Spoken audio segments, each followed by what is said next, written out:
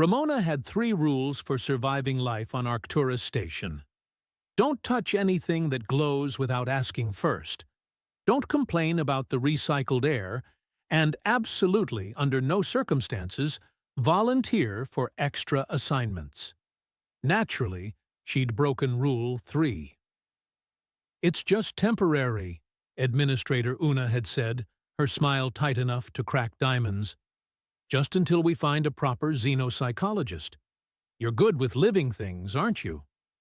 Ramona was a botanist.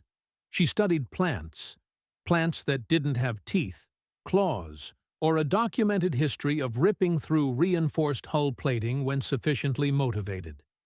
But Una hadn't really been asking, and now Ramona found herself on a station that housed 15 displaced Moltari cubs, apex predators, every single one of them. Orphaned by a war she barely understood and didn't want to think about too hard. The Moltari were the kind of species that made evolutionary biologists weep with joy, and everyone else check the structural integrity of their doors. Feline in the way that tigers are technically cats, they stood on digitigrade legs, possessed retractable claws that could shred titanium composite, and had bioluminescent markings along their spines that pulsed with their moods. Their eyes, could see in 12 different spectrums, which meant hiding from a Moltari was about as effective as hiding from an X-ray machine with a grudge. And they were children, war orphans, cubs who'd been training for combat roles since they could walk, now adrift on a human research station because their homeworld had become a crater, and nobody knew what else to do with them. Ramona tried not to think about that part too much. It made her chest hurt.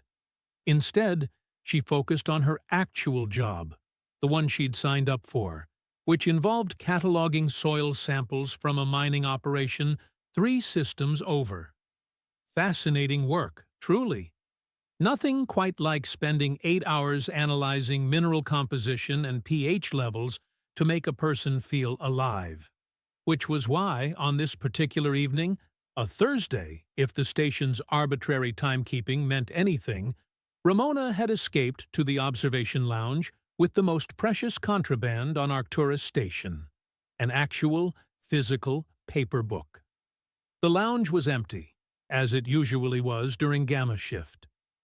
Floor-to-ceiling viewports displayed the swirling nebula that gave Arcturus its stunning vistas and absolutely terrible radiation shielding requirements. Ramona had claimed her usual spot, a corner couch that had seen better decades, and cracked open her book. It was a battered thing, held together by spite and some very optimistic binding tape, a classic adventure novel from Earth, back when people still printed stories on dead trees. She'd inherited it from her grandfather, and it smelled like old paper and nostalgia and every good memory she had of childhood. Ramona was 3 chapters deep, completely absorbed in a particularly thrilling chase sequence, when she felt it. That prickle on the back of her neck. The one that said, quite clearly, "You are being watched." She didn't look up immediately. Years of fieldwork in questionable locations had taught her that sudden movements were rarely helpful. Instead, she casually reached for her coffee, stone cold by now, but that was beside the point, and took a slow sip, using the motion to scan the room. 3 pairs of eyes stared back at her from the doorway. Moltari cubs, young ones based on their size. Their bioluminescent markings pulsed a curious amber, and their ears, because of course they had those adorable pointed ears, were pricked forward in intense focus. Ramona recognized them from the briefings she'd been forced to sit through. Nix, the tallest of the 3, with markings that ran down his spine like lightning strikes. Arlo, stockier, with a notch missing from one ear. And Pip, the smallest, whose fur held an almost blue sheen under the station's lighting. They were supposed to be in the shelter wing, supervised, Definitely not lurking in observation lounges, staring at off-duty botanists like she'd just grown a second head. For a long moment, nobody moved. The cubs stood frozen in the doorway, utterly still in that way predators managed when they were deciding whether something was food, foe, or just fantastically confusing. Their eyes, those impossible multispectral eyes, were locked not on Ramona, but on the book in her hands. Ramona made a decision, probably a stupid one, but she'd already volunteered for cub-sitting duty, so clearly her decision-making skills were suspect anyway. "Would you like to sit down?" she asked, keeping her voice level and calm. The cubs flinched. Apparently, they hadn't expected her to notice them, which was ridiculous because they were each the size of a large dog and glowing like mood rings. Nix's ears flattened briefly, then pricked forward again. He exchanged glances with Arlo and Pip, some silent conversation happening in the twitches of their tails and the patterns of their bioluminescence. Then, moving with the kind of synchronization that spoke to either extensive training or a hive mind. Ramona really hoped it was the former. They slunk into the room. Not toward her, notably. They positioned themselves near the viewport, equidistant from the door and from Ramona's couch, forming a loose triangle that probably had some tactical significance she was too human to understand. And they stared. Not at her. At the book. Ramona marked her page, using an old transit ticket as a bookmark because she was classy like that, and met their gaze. "It's a book," she said, holding it up slightly. "A story. About humans going on an adventure." Pip's head tilted, the movement so distinctly curious it could have belonged to any kitten in the universe. Her markings pulsed a questioning blue-green. "You study it?" Nix asked, his voice a gravelly rumble that sat oddly with his youthful appearance. The IT translator chip in Ramona's ear rendered his Moltari into slightly formal, stilted human language. "Study?" Ramona blinked. "I'm reading it. For fun." The cubs exchanged more glances. Arlo's tail lashed once, a sharp movement that made Ramona's hindbrain scream predator, but she kept her expression neutral. "Fun," Arlo repeated, testing the word like it might explode. "Not threat assessment? Resource analysis?" Oh no. Ramona bit back a laugh, because laughing at confused alien children seemed like a terrible idea. "No, nothing like that. It's entertainment. A way to relax." The silence that followed suggested she'd just claimed to relax by juggling live grenades. "But you—" Pip leaned forward, her young voice higher pitched than the male's. "You focus. Very still. Very intense. Like hunting." "Like target acquisition," Nix added helpfully. "I'm just reading," Ramona said, feeling like she was explaining color to someone who'd only ever seen in black and white. "The words tell a story, and I imagine what's happening. That's all." More glances. More tail movements. Their markings cycled through colors Ramona was pretty sure the human eye couldn't even properly process. Then Nix did something that made Ramona's heart squeeze uncomfortably in her chest. He sat down, tucking his legs under him, in a position that was probably dignified in Moltari terms, but looked adorably cat-like to human eyes. "Show us," he said simply. Arlo and Pip immediately copied the position. 3 pairs of impossible eyes locked on her with an intensity that suggested she was about to perform surgery, not read a paperback novel. Ramona should have said no, should have escorted them back to the shelter wing, filed an incident report, let someone else handle this. Instead, she opened the book to the beginning of the chapter and started reading aloud. The cubs listened with a focus that was almost unnerving. They didn't fidget, didn't interrupt, barely seemed to breathe. When Ramona reached for her coffee without looking up, a habit born of countless late-night reading sessions, she heard a small, sharp intake of breath from Pip's direction. She glanced up. All three cubs were staring at her hand, then at her face, then at her hand again. "What?" Ramona asked. "You acquired target without visual confirmation," Arlo said, something like awe in his voice. "Situational awareness is impressive." Ramona looked at her coffee cup, then back at the cubs. "I just know where my cup is. I put it there." "Spatial memory," Nix murmured to the others. "Environmental mapping. Advanced." These kids were going to give her a complex. Ramona finished the chapter, a solid 20 minutes of reading, during which the cubs remained absolutely motionless, and closed the book. "All right," she said gently. "That's probably enough for tonight. You three should head back before someone notices you're missing." The cubs stood as one, that same eerie synchronization. But they didn't leave immediately. Instead, Nix approached, stopping at a respectful distance that was probably very meaningful in Moltari's social dynamics. "Thank you," he said, the words careful and formal, "for sharing your study materials." Before Ramona could correct him, again, all three cubs turned and vanished through the doorway, silent as shadows despite their size. Ramona sat alone in the observation lounge, her cold coffee forgotten, her book still warm in her hands, and wondered what exactly had just happened. She didn't have to wonder long.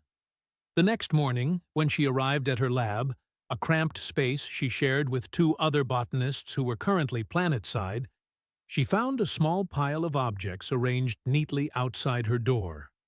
A broken data pad, its screen cracked in a starburst pattern.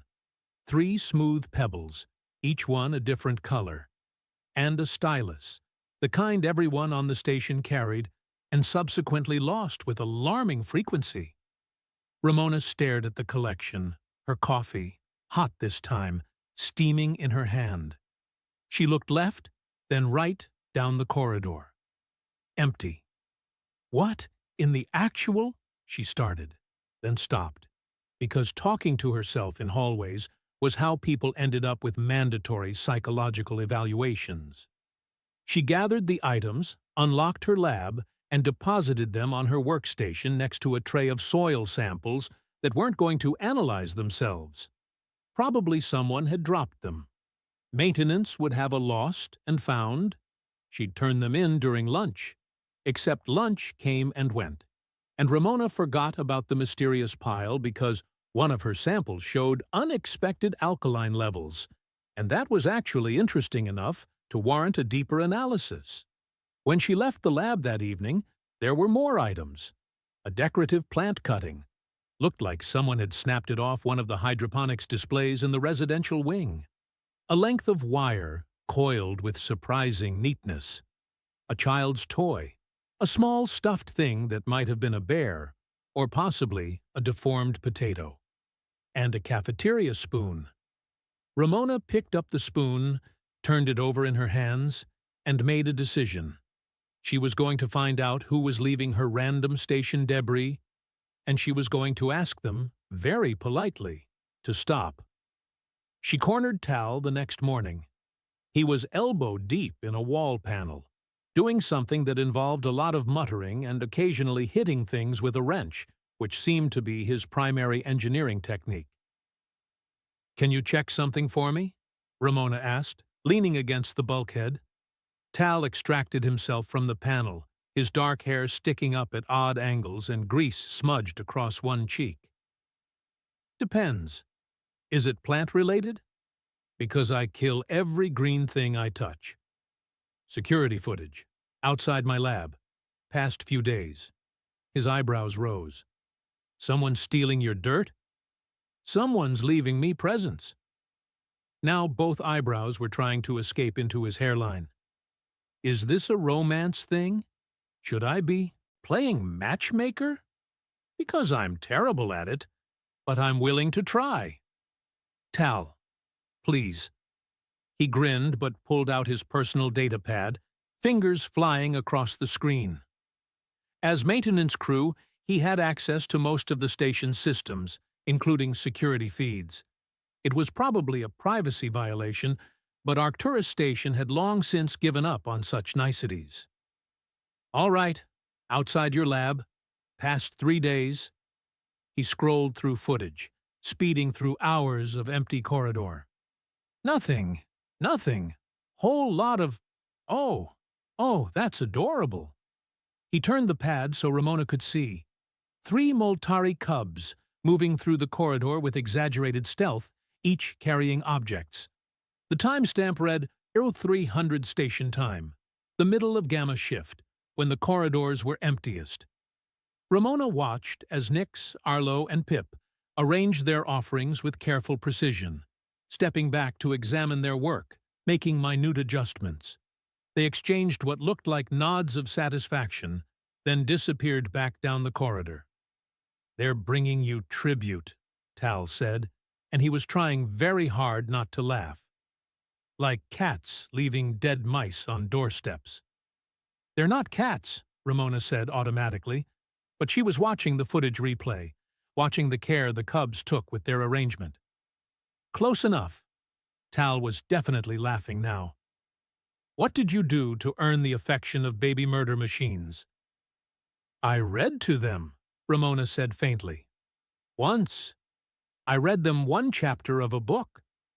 Tal's laughter echoed down the corridor, and Ramona had the sinking feeling that her nice, quiet life cataloging soil samples had just become significantly more complicated. She had no idea how right she was. The offerings didn't stop. If anything, they escalated. By the end of the week, Ramona's lab had started to resemble either a very confused museum or a recycling center having an identity crisis.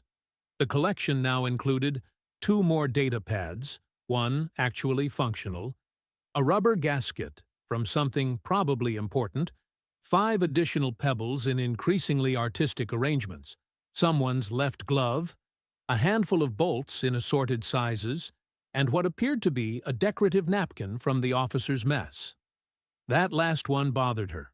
The officer's mess was 3 decks up and required clearance the cubs definitely didn't have. "They're getting bolder," Tal observed, examining a particularly shiny piece of hull plating that had appeared overnight.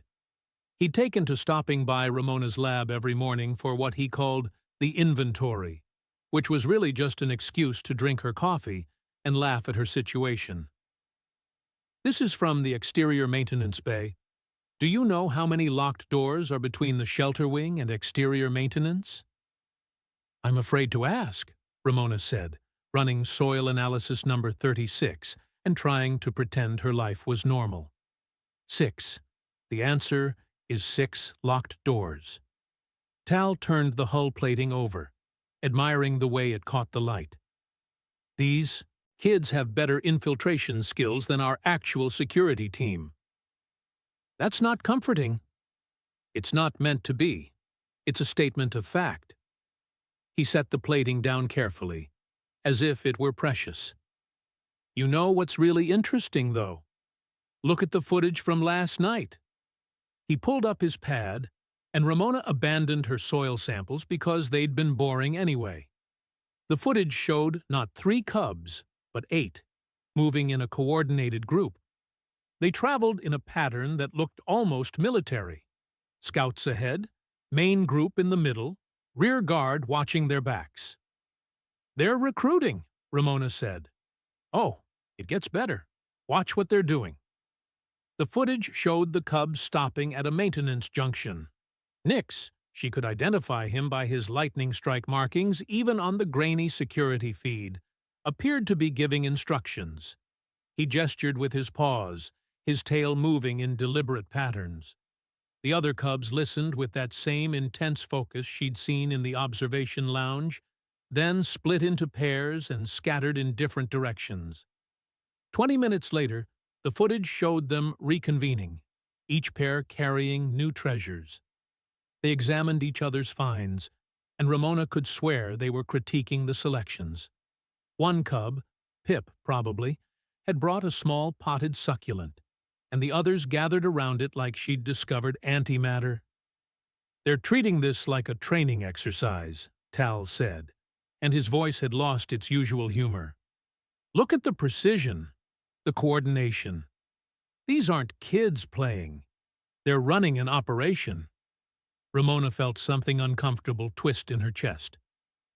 "They're supposed to be in trauma recovery. They're supposed to be learning to be, I don't know, children?" "Maybe this is how they recover," Tal said quietly, "by doing what they know how to do." The succulent appeared outside Ramona's lab the next morning, potted in what looked like a repurposed ration container. A scrap of paper tucked into the soil read, in carefully printed human script, "For study. Is alive like your dirt samples. Maybe interesting?" Ramona stood in the corridor, holding a plant that had definitely been stolen from the hydroponics bay, reading a note written by a child soldier who thought botanists studied dirt because it was tactically relevant, and made a decision that would have far-reaching consequences she absolutely didn't anticipate. She was going to play along, not just accept the gifts and politely ignore them, actually engage with whatever this was. If it helped the cubs, if it gave them structure and purpose, then she'd examine every single random object they brought her like it was the most important discovery in the galaxy. The succulent went on her workstation, right next to her analysis equipment.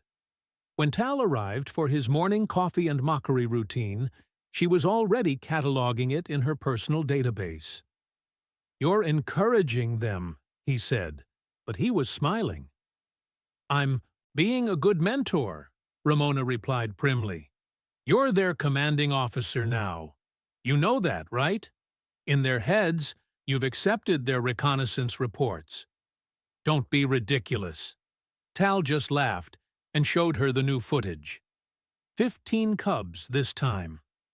The entire shelter population moving through the station's corridors like a special operations unit.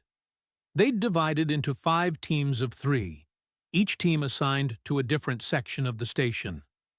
The footage showed them observing crew members, noting what items people touched or used frequently, analyzing traffic patterns. "They're learning the station's routine," Tal said. "Guard rotations, maintenance schedules, when the mess halls are busiest. Look, that team is mapping the ventilation system." "Why would they need to map the ventilation system?" "Because crawl spaces are how you move undetected, obviously."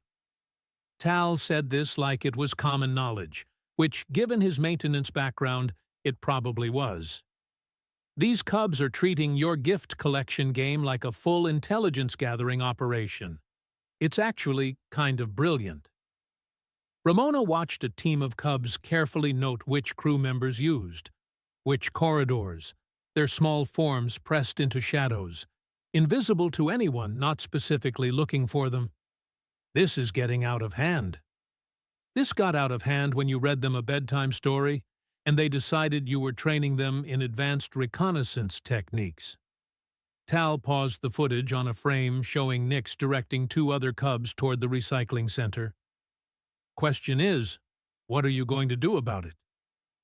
That question answered itself around midday, when Ramona returned from lunch to find Administrator Una standing outside her lab, arms crossed, expression hovering somewhere between exasperated and bewildered.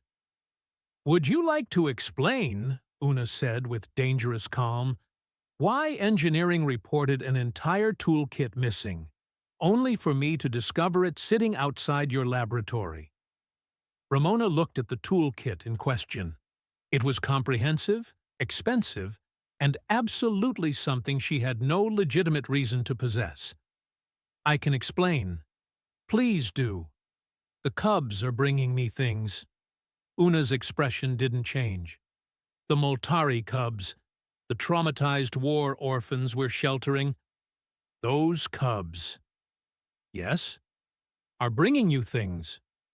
"Yes, like cats with dead birds." Tal, who'd followed Ramona back from lunch specifically to witness this conversation, made a strangled noise that might have been a suppressed laugh. Una's gaze could have cut through hull plating. "And you didn't think to report this because I didn't realize it was a problem until there was a toolkit," Ramona tried.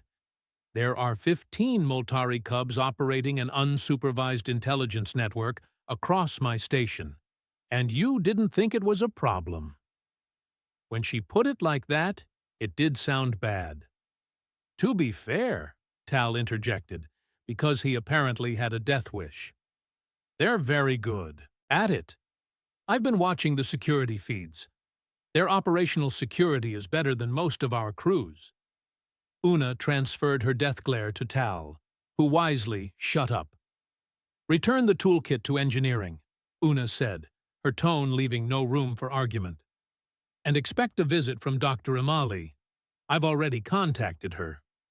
With that ominous pronouncement, Una strode away, her footsteps echoing down the corridor like a countdown to doom.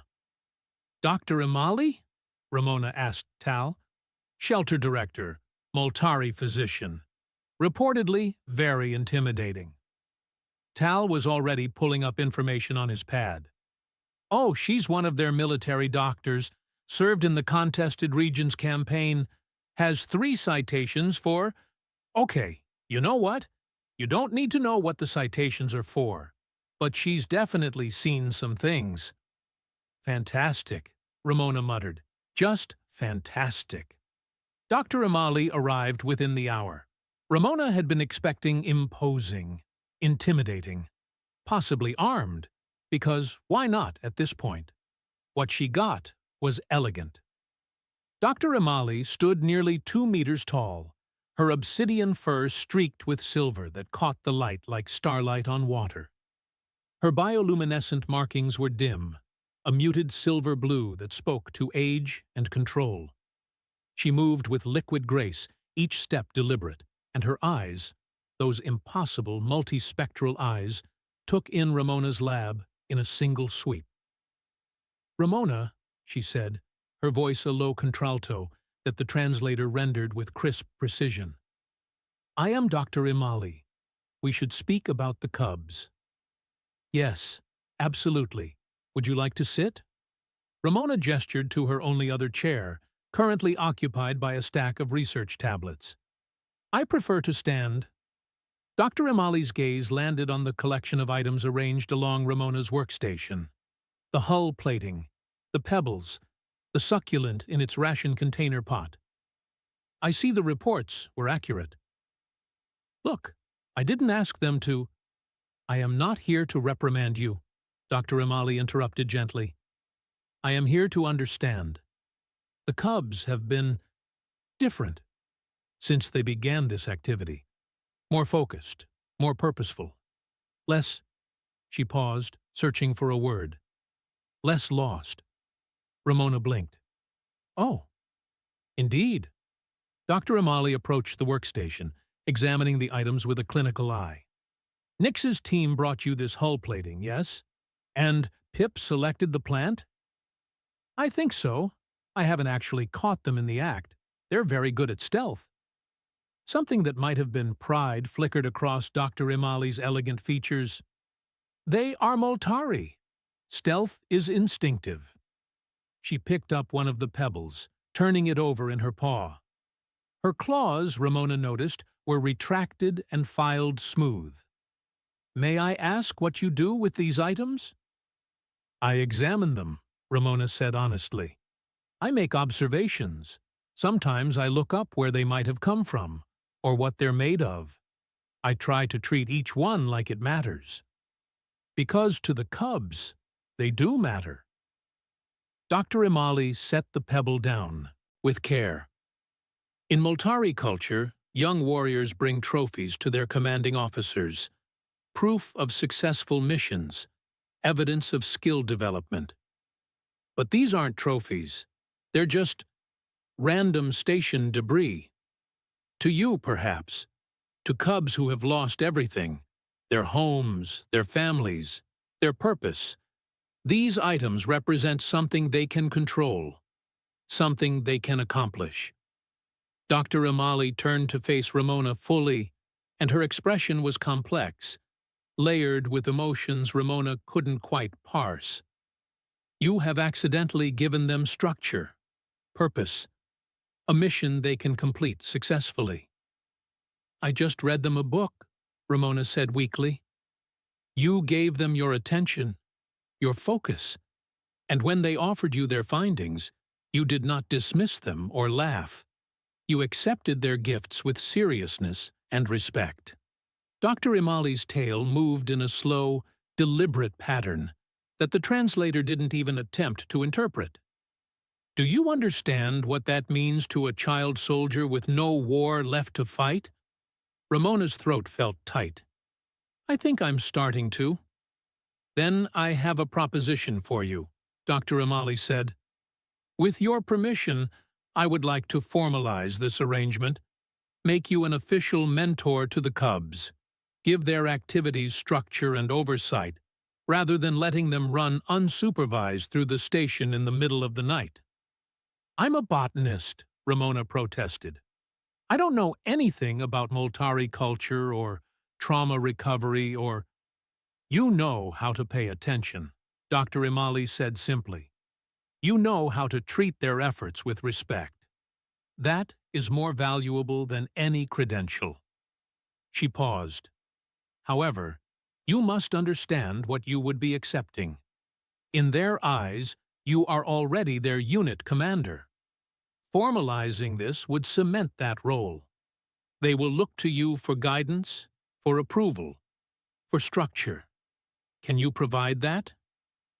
Ramona looked at the collection on her workstation.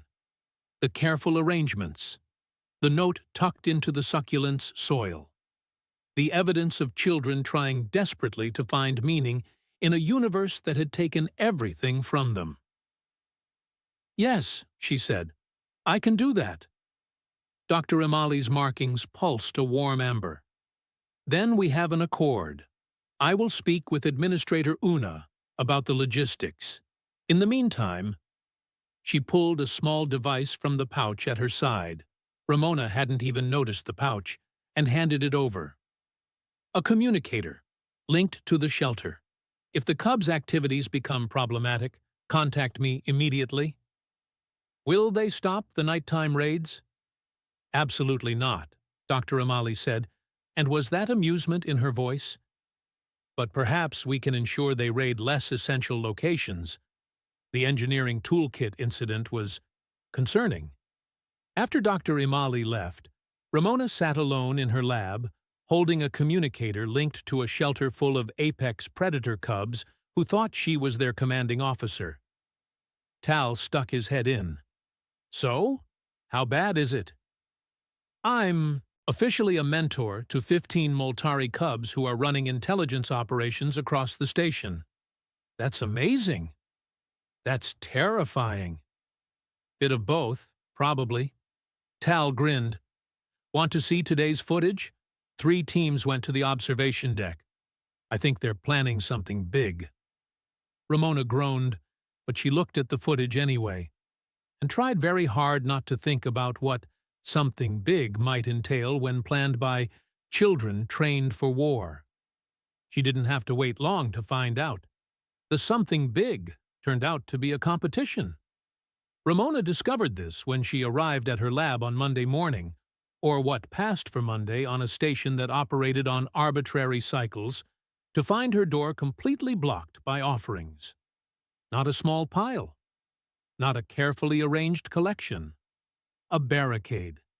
Stacked in distinct groups, each marked with a different colored string tied in elaborate knots, were items ranging from the mundane to the concerning. One pile contained what looked like every loose bolt on the station. Another featured a collection of decorative items that had definitely come from crew quarters, personal items that people were probably missing. A third pile consisted entirely of food wrappers, arranged by size and color with obsessive precision. And in the center, sitting atop what Ramona recognized as a deactivated mining drone, how in the name of physics had they moved that? was a small potted fern with a note attached. Team competitions now happening. Score us, please. Nix.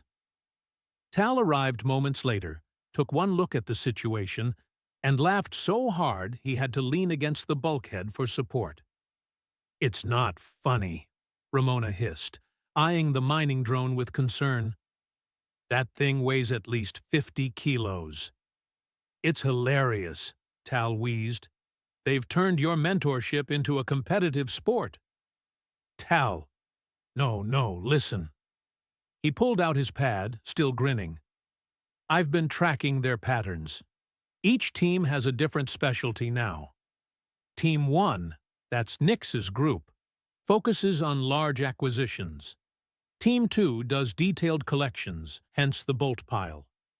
Team 3, he scrolled through footage. Team 3 has apparently decided their niche is things that glow. Things that glow? Bioluminescent samples from the hydroponics bay, mainly. Some light fixtures. One very angry glow stick from the emergency supply closet. Ramona pressed her hands to her face. "This is a disaster. This is the most organized the Cubs have been since arriving, according to Dr. Imali's reports." Tal's voice softened slightly. "They're thriving, Ramona. They have structure, purpose, team dynamics. They're processing their trauma through missions they can actually complete. By stealing half the station. By borrowing half the station," Tal corrected. "Big difference." The communicator Dr. Imali had given her chirped. Ramona answered to find the Moltari physician's elegant face on the screen, her expression carefully neutral. "I assume you have discovered the competition," Dr. Imali said. The mining drone gave it away. "Ah, yes. Team 1 is quite proud of that acquisition." Dr. Imali's markings flickered with what might have been amusement. "I should inform you that Administrator Una has received multiple complaints from crew members about missing personal items. I'll return everything." That would be diplomatically complex. Dr. Imali's tale moved in that untranslatable pattern again. The Cubs view unreturned items as evidence of successful missions. Returning their trophies without proper acknowledgement would be seen as rejection of their efforts. Ramona stared at the screen. "So what am I supposed to do?" "Examine each item, provide feedback. Then we can facilitate returns through official channels, framed as mission completion, rather than you stole someone's belongings." Dr. Imali paused. "I have taken the liberty of informing the crew that any items they wish to remain private should be properly secured. Several have responded by leaving items specifically for the Cubs to find." "They what?" "Humans are remarkably adaptable," Dr. Imali observed, "and many find the Cubs endearing, despite their concerning skill at infiltration. The head chef has begun leaving expired ration bars in accessible locations. Engineering has designated a bin of spare parts as training materials. Even Administrator Una has, though she would deny it, left several decorative rocks near high-traffic areas." Ramona looked at the piles blocking her lab entrance, at the mining drone, at the carefully color-coded teams. "This is insane." "This is healing," Dr. Imali corrected gently. "Unconventional, yes, but effective." Her image flickered as she checked something off-screen. "I must go. The Cubs are requesting formal score sheets for their competition. I suggested they ask you directly." "Wait!" The screen went dark. "She hung up on me," Ramona said to Tal. "She's good at that," Tal agreed. "So, you gonna score the teams, or what?" Ramona looked at the barricade, at the evidence of 15 Cubs working together, planning operations, supporting each other, at children finding purpose in the aftermath of war. "Get me some data tablets," she said, and something to measure the mining drone with. If I'm doing this, I'm doing it properly. The scoring took 3 hours. Ramona documented each item, noting acquisition difficulty, creativity of selection, and, because she was still a scientist, damn it, any interesting properties. The Bolt collection earned high marks for organization. The personal items were gently marked for return, but praised for stealth requirements. The mining drone received a detailed structural analysis that would have made her university professors proud. By the time she finished, a small crowd had gathered. Tal, obviously. 2 engineers from Gamma Shift who thought the whole thing was delightful. And Dr. Amali herself, who had arrived without fanfare and now observed with those impossible eyes. "The Cubs are watching," Dr. Amali said quietly, gesturing to a ventilation grate above them. Ramona looked up to see multiple pairs of luminescent eyes peering down, their markings pulsing with anxious anticipation. She held up the data tablets. Team 1. Exceptional work on the mining drone acquisition. Logistics and coordination are outstanding. However, next time, please ensure your target isn't critical infrastructure. Excited chittering echoed from the ventilation system. Team 2. Your organizational skills are remarkable. The Bolt categorization shows attention to detail. Gold star for inventory management. More chittering, different pitch. Probably Team 2. Team 3. Creative thinking with the bioluminescent samples. Points for scientific curiosity. However, please stop taking light fixtures from occupied quarters. Slightly chastened chirping this time. And all teams, excellent work overall. But moving forward, we're implementing new protocols. She glanced at Dr. Imali, who nodded. All acquisitions must come from approved zones. No more personal quarters, no more critical systems, no more... A massive crash echoed from somewhere down the corridor. Everyone froze. Tal's communicator squawked. "Maintenance to Deck 3. We have a situation in the cargo bay. Something about Cubs and a shipping container." Dr. Imali's markings flashed a resigned blue. "That would be Team 4. "There's a Team 4? Ramona asked weakly. The competition inspired additional formations. Dr. Imali was already moving toward the commotion. "Come. You are their commander. They will respond best to you." Ramona grabbed her data tablets and followed, Tal jogging behind them, and couldn't help thinking that mentoring alien war orphans was significantly more complicated than the job description had implied. The cargo bay situation turned out to be less catastrophic than anticipated, which on Arcturus station qualified as a minor miracle. Team 4, consisting of 3 Cubs Ramona hadn't even formally met, had managed to open a shipping container marked for the Botanical Research Division. Not break into. Open, using what appeared to be legitimate access codes that they absolutely should not have possessed. "We thought," said the largest of the 3, a Cub with copper-tinted markings who introduced himself as Rin, "that plant materials would be relevant to your research." The shipping container was full of soil samples from 6 different planets.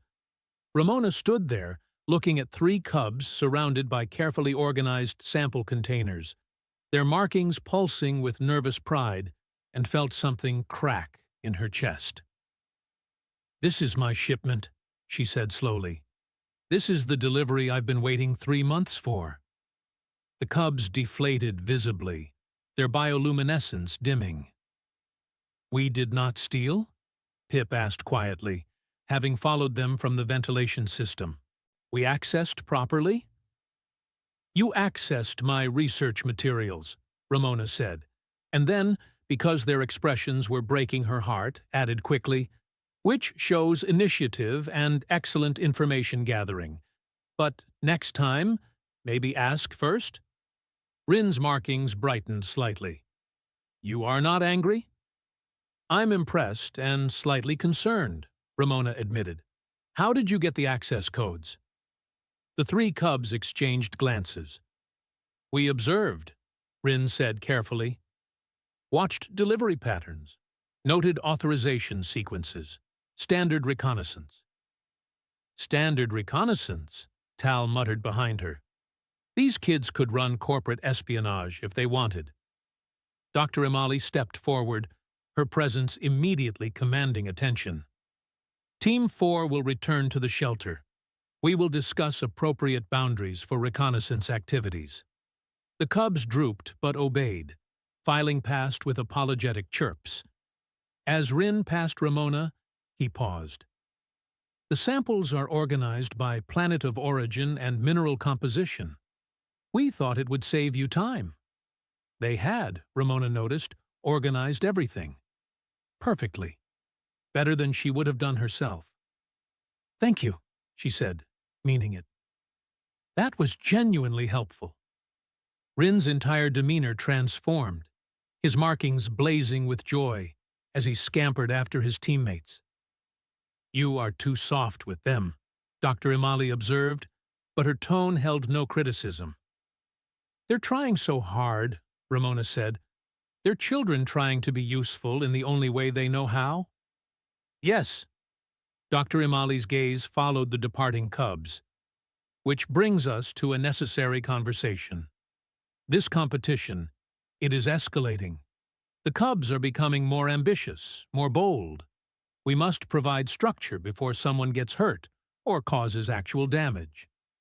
I agree, Ramona said, but I don't know what that structure should look like. Perhaps, Dr. Imali suggested, you could assign them actual tasks, channel their energy into productive activities rather than improvised missions. It was a good idea, a reasonable idea, and Ramona agreed to implement it starting immediately with proper parameters and designated collection zones, which made it all the more surprising when, 3 days later, the cubs went completely silent. No nighttime raids, no items appearing outside her lab, no cubs in the ventilation systems or lurking in corridors. The security footage showed them in the shelter, quiet and subdued, barely interacting even with each other. What happened? Ramona asked Dr. Imali on the 4th day, genuinely worried. I do not know, the physician admitted, and she looked concerned. They have not responded to engagement attempts. They are eating, sleeping, but listless. Ramona felt that crack in her chest widen. Did I do something wrong? Did the new protocols make them feel rejected? Perhaps. Or perhaps they are processing something else entirely.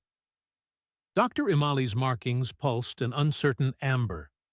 Moltari cubs are complex. Trauma does not heal linearly. Ramona spent that night in her lab, staring at the collection of items the cubs had brought her over the weeks. Each one catalogued, documented, treated with respect. Evidence of children finding purpose in chaos.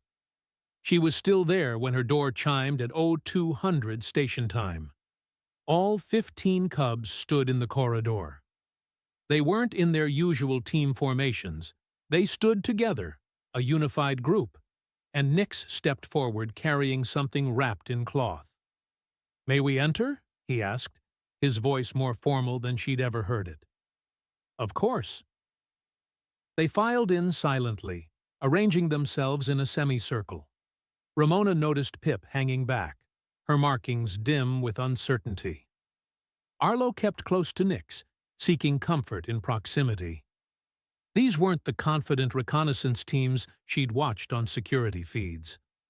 These were scared children. Nix approached, holding out the wrapped bundle. We have brought you something. Ramona took it carefully, feeling the weight, the shape. She knew what it was before she unwrapped it. Her book. The one from the observation lounge. The one she'd been reading that first night. But it had been transformed. The broken spine reinforced with careful stitching. Loose pages resecured, with what looked like medical adhesive. A bookmark, actual bookmark, woven from colored threads, tucked between pages. Even the cover had been cleaned, the binding tape replaced with something more durable. "We took it," Nick said, his voice small. "Weeks ago. We wanted to understand why it mattered to you." "We studied it," Arlo added. "Every page, every word we could translate." "And we learned," Pip said quietly, moving closer, "that humans value things not for tactical advantage, but because they bring comfort? Joy?" Ramona's vision blurred. "Yes, exactly that." "We have been bringing you things we thought were important," Nix continued. "Items of strategic value. But we understand now. The book is important because you care about it, not because it contains intelligence." "We repaired it," Arlo said, "as apology, and as gift, not trophy, gift." Ramona set the book down carefully and knelt so she was at eye level with the cubs. "This is the most thoughtful thing anyone has ever given me. Thank you." The cubs' markings blazed with relief and happiness, a cascade of color that filled the lab with light. "Will you," Pip asked hesitantly, "read to us again? Not for training, just for the story?" Ramona picked up the book, her repaired, restored book, and opened it to the first page. "I'd love to." They settled around her, not in tactical formations, not maintaining sight lines and exit routes, but like children at story time, curled up, leaning against each other, seeking comfort and closeness. She read for an hour, then 2. Some cubs dozed. Others listened with that intense focus, but softer now, less like analyzing intelligence, and more like simply enjoying the narrative. When she finally closed the book, dawn cycle was beginning. The cubs stirred reluctantly. "Same time tomorrow?" Nix asked hopefully. "Same time tomorrow," Ramona agreed. "But maybe at a more reasonable hour?" The cubs filed out, their markings pulsing contentment, already chattering among themselves about the story. Dr. Imali was waiting in the corridor. She must have been monitoring from the shelter. "That was well done." "They did all the hard work," Ramona said. "I just read them a story." "You gave them permission to be children again," Dr. Imali corrected. "That is no small thing." 3 weeks later, Administrator Una conducted a tour for a visiting dignitary, some politician evaluating the station's refugee programs. They passed Ramona's lab, which now bore an official designation, Cross-Species Enrichment Room. Through the window, the dignitary could see Ramona reading to a group of Moltari cubs. Some were drawing pictures of scenes from the story. Others took notes in careful script, practicing human writing. One particularly small cub, Pip, was curled in Ramona's lap, sound asleep. "What curriculum are you teaching?" the dignitary asked. Una smiled, something rare and genuine. "Literature, observation skills, and the art of thoughtful gift-giving." Inside the lab, Ramona closed the book. Immediately, the cubs scattered to their backpacks, a recent addition provided by Dr. Imali, and began pulling out items. But not random station debris. Drawings they'd made of their favorite story scenes. Questions they'd written down about human culture. A carefully pressed flower from the hydroponics bay, properly requested this time. And one particularly ambitious cub brought a newer book, its cover pristine, asking if Ramona would teach them to read it next. Ramona laughed, the sound warm and full of genuine joy, and gathered the offerings with the same respect she'd shown that very first pile of pebbles and broken data pads. "These are wonderful," she said. "Let me see what you've brought." And somewhere in the vast complexity of the galaxy, in a small lab on a research station that had never been meant for this purpose, 15 cubs who'd been trained for war learned a different kind of strength. The strength found in curiosity, in creativity, in the quiet act of paying attention to what matters to others. They'd brought her random things to study, yes, but along the way, they'd studied her right back, and learned that sometimes the best reconnaissance is simply noticing what brings someone joy and choosing to add to it.